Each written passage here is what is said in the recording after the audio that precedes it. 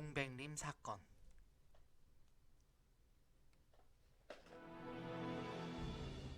자유로운 베를린, 남한보다 잘 살았던 북한.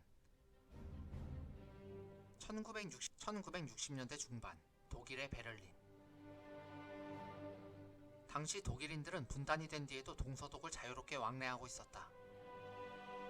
물론 61년 베를린 장벽이 만들어진 탓에 동독인들의 서베를린 출입은 제한이 있었지만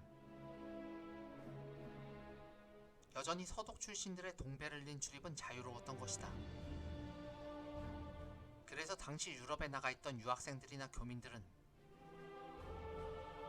호기심 때문에라도 동베를린을 관광하는 경우가 잦았고,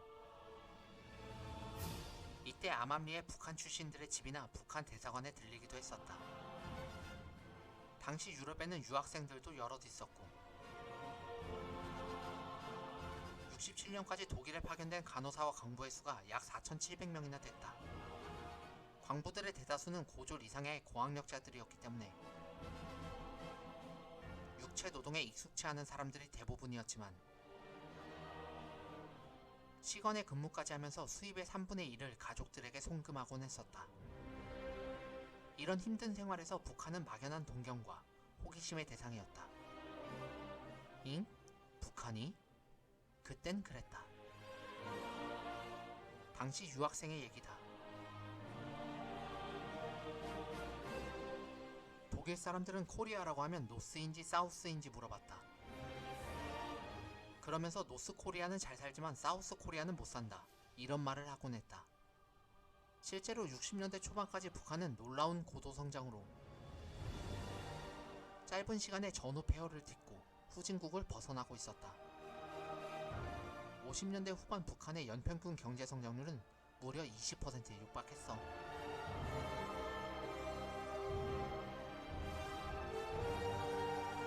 그래서 60년대 초 북한의 1인당 소득은 대만이나 브라질과 비슷했지.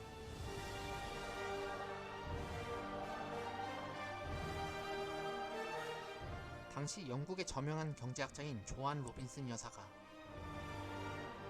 1964년에 쓴 코리아의 기적이라는 논문이 있는데, 여기서 말하는 코리아란 사우스 코리아가 아니라 노스 코리아였다. 때문에 1959년부터 수만 명의 제1교포들이 고국으로 귀환했을 때에도 교포들이 주로 선택한 곳은 남한이 아닌 북한이었다. 북한에서는 교포들을 위해 일자리를 마련해줬지만 남한에서는 그들을 위해 일자리를 마련해줄 수 없었기 때문이다. 우리도 먹고 살기 힘들다는. 요즘은 북한 사람들이 몰래 남한 방송을 청취하지만 당시만 해도 남한 사람들이 북한의 라디오를 몰래 듣는 시절이었으니, 실제로 62년 10월 대학생들을 상대로 실시한 여론조사에 따르면 서울 소재 대학생 중 15.7%가 평소 북한 방송을 통해 북한 소식을 접하고 있는 것으로 나타났다. 오죽했으면 60년대 초 미국 정치가들은 한국 사람들이 북한이 부러워 흡수 통일되는 게 아닐까라는 걱정까지 했다고 한다. 50년대 후반 북한의 유럽식 아파트의 모습이다. 박정희 스스로도 63년 3월에 청와대 대변인에게 이런 말을 했었다.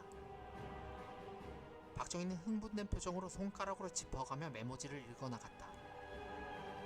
임자, 이북의 경제력은 우리가 비교할 수 없을 정도로 앞서있어. 여기 보라고. 우리보다 전력 5배, 석탄 2배, 시멘트 5배, 선철 60배, 기계 공구 10배. 조강 생산량은 북쪽은 64만 톤 수준이지만 우리는 전무한 수준. 트랙터와 자동차도 3,000대씩 생산하고 있지만 우리는 한 대도 생산하지 못하고 있어.